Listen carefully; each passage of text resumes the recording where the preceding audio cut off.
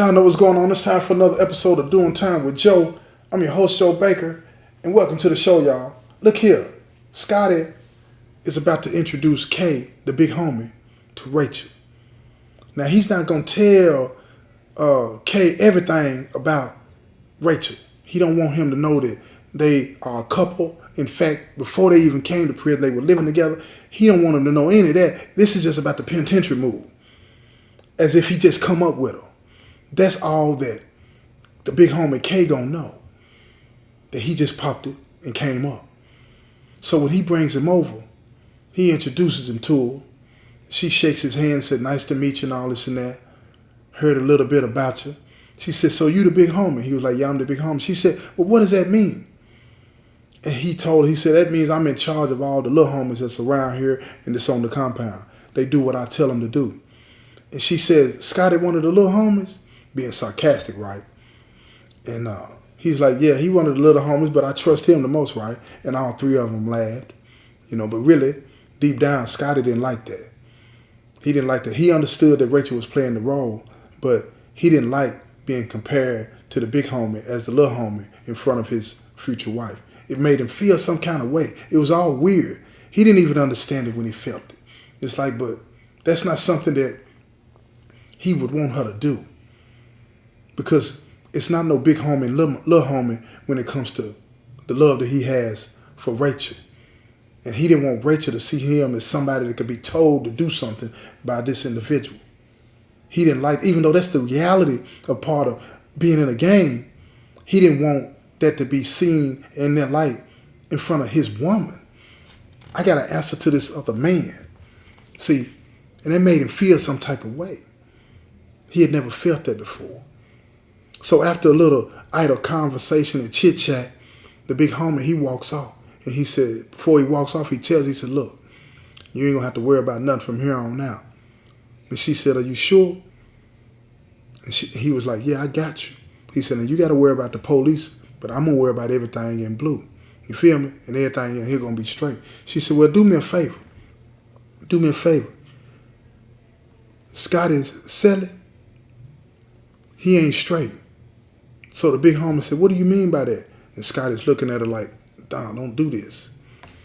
And she, based on her instinct, she said, "Nah, he just came down here and he threatened to go to the captain about something that he saw between me and Scotty." Then the big homie, he looked at Scotty. He said, "Did you know anything about this and didn't tell me?" He was like, "No, this is the first time I'm hearing it." He was like, "Oh, okay. Tell me what's up." She ran it down to him real quick. And he said, "Don't worry about that. I'm going to take care of that. Today, I'm going to take care of that. And you just sit behind this desk and look pretty." Shot his little pardon shot at her. Then he told her, he said, "You know we had a bet on you." And she said, "I heard." She said, "Looked like I lost." She said, "I guess you did." And then he walked on off, smiling and laughing.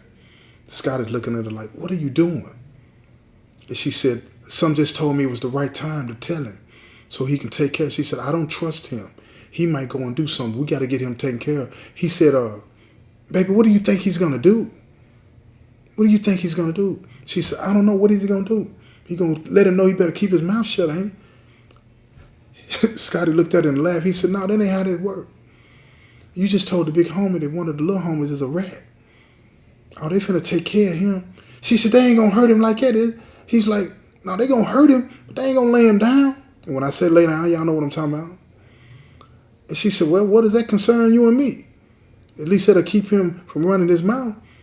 Scotty thought about it for a minute. He was like, "Yeah, I guess so." He said, "I just didn't want to go that far with it, right? Because I got to go back up in that cell." "Well, move out of the cell." She said, "It ain't that easy." He said, "It ain't that easy." So she's looking at him like, "Why is anything going to be hard? I'm in here. I can help you now. If you need to move, I can get you moved." He said, "Oh, I'm tripping." He said, "For a minute, I was looking at you like you the real police." So both of them started laughing, and then they went on to the next topic, and they were talking.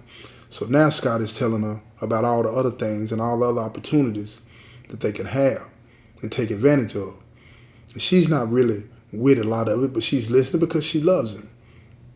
So he tells her about the pack and the move and all this and all that. and explains in detail to her how that would work.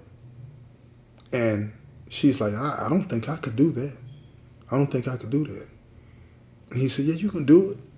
You can do it. All you got to do is put it in you and all this and that. And he's telling her, breaking down the move and everything like that. She said, where am I going to get it? And he said, we're going to make sure that you get it. It'll get delivered to you. It ought to be wrapped. All you got to do is when you come to work, you bring in one every day. One every day? And he was like, yeah. She was like, nah. She said, what am I going to be getting out? He said, you got me and you getting the money. She said, nah, you're going to have to spend some time with me if I'm going to be doing all that. He said, but it's going to have to be quick. We can't just lay up like that. She said, I know. She says, you need to make arrangements. And I don't want to just be running around and everybody watching and all this and that. He said, I know, we'll do it at night. You just got to work overtime and we'll do it at night. And I'll make sure the big homie looking out. So the process started to play out. Now she's bringing in the pack to him. And him and the big homie, the only one that know everything is running smoothly. So he go tell the big homie that she going to be working overtime on Wednesday and he needs to spend some time with her and he going to need him to make sure that everything is straight. So he tells him everything going to be straight. I'm going to get it myself personally. Make sure you straight. He said, you going to come down and watch it? He said, yeah, I'm going to look out for you. I'm going to make sure everything is straight personally. That way you ain't got to worry about nobody but me. So he said, where y'all going to go at? And he said, in the office. He said, I'll be sitting in the office and y'all go in the back part of the office and take care of your business. We'll put up a curtain. So Scotty really don't want to do it that way, but he's thinking it might be the best thing. It looked like they all in there talking about something. But he's like, man, I don't want to be doing nothing with my gal in front of nobody. But they decided it's the best thing to do. So he tells Rachel about it and she's all thrown off. She said, I ain't trying to do that in front of him. Scotty tells her, look, it's the best thing because won't nobody come in there then. And he ain't going to be able to see it. We're going to have a blanket up. She said, but he'll hear it. And then he said, baby, look, what else do you want to do? Then she bows down. She agrees to do it. So that night came. And Scotty comes down the stairs. He's got the blanket and the sheet in his hand. And he takes Rachel and he talks to her for a minute. And then they move on and the lights are off. So they go to the office. And then here comes the big homie. The big homie, he's looking at both of them like, go on in there. And then she said, where you going to be? After he gets everything situated, I'm gonna come in there and I'm going to just sit at the desk. Ain't nobody going to come in there. It's already understood. And she said to him, you don't need to be listening. And he's like, ain't nobody thinking about y'all. But he really was. So when they go in there and they get behind the curtain, the big homie comes in and he sits at the desk and he's listening to those sounds. You know what I'm talking about, those sounds. Love-making sounds. When she's talking to him, she's moaning. He's moaning. He's sitting at the desk and he's getting excited. So he turns his head and he looks. But he can only see the silhouette because the blanket is on the ground and the sheet is up. He's looking and he sees her silhouette, her body, as she's sitting on top of Scotty. She's riding him. And he can't help but get excited. And he can tell that she turns her head and she looks towards him. And she could see that he was watching. And for some odd reason, she doesn't understand why. She didn't stop. Scotty was laying there with his eyes closed, with his head rolled back. So she continued to look at the big homie, knowing that he was watching. And she started going faster and faster, getting more and more excited by what was happening. Here she was with Scotty, the man that she loved, but she was being watched by someone else. And the whole experience was turning her on even more. So she continued until Scotty had reached his climax. And she had too. And then they got up and got dressed. When the big homie saw that they were done, he got up and walked out. And a few minutes later, they both came out behind him. Scotty had the sheet and the blanket in his hand. And he ran upstairs to put it into his dirty clothes. While he ran upstairs, the big homie was at the desk talking to Rachel. And when the first words out of his mouth, he said, did you like it? And she looked at him. She's like, not sure what to say. She's like, yeah, it was all right. He said, I saw you looking. She said, yeah, I was just making sure that everything was straight. He said, I told you I had it. She said, I saw you watching. He said, you didn't stop. She said, how was I going to stop? He said, uh-huh. Yeah, I know what's up with you. And she laughed. What do you mean by that? What do you mean by that? And he told her, I know what's up with you. I saw it. She said, you couldn't see my face. She said, I saw you looking. You kept looking. And then you started going faster and faster. And about that time, Scotty settled down the step. He said, but I'm finna go now. She said, okay, I hear you.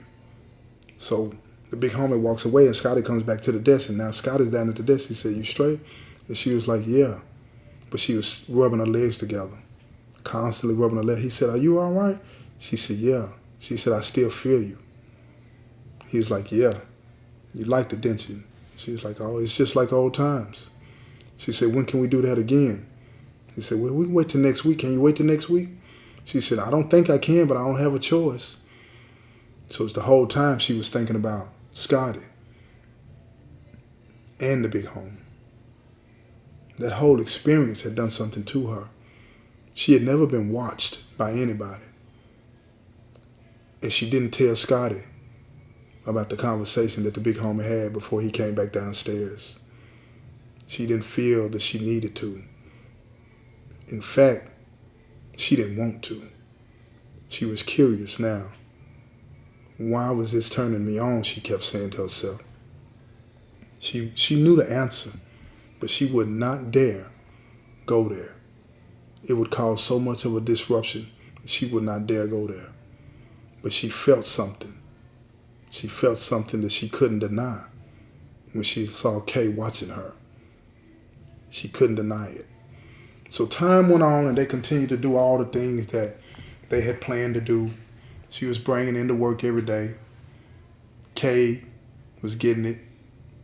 DJ, he would stop by every now and then at Rachel's and ask her how was everything going and all of this and that. And he would tell everything is going fine and all that because Kay had told DJ to make sure she's straight out there on the town, and he would make sure that she was. He would drop by and all this and that. He knew what was going on.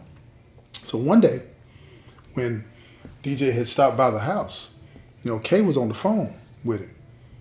And DJ was like, Kay told me to tell you, hey. She's like, I'll tell him, hey. When did you see him? She said, nah. He said, I didn't see him. He said, he's on the phone right now. And she was like, oh, he calls you? And he's like, yeah, all the time, every day. And then she said, hey, Kay. And he told DJ, hand her the phone. So he handed her the phone. And he said, hey, how you doing, Rachel? She was like, I'm good. How you doing? And he said, I've been thinking about you. And before she even realized what had come out of her mouth, she said, turned her head away from DJ so he couldn't hear. And she whispered into the phone, I've been thinking about you too. And instantly, his heart started beating fast. He said, what do you mean you've been thinking about me? She said, when you were watching me with Scotty, she couldn't believe she was saying this. She couldn't believe what was coming out of her mouth. But she felt like she could get it out. She could say it. She said, it did something to me. So Kay, he's understanding the situation. He said, look, can I call you tonight?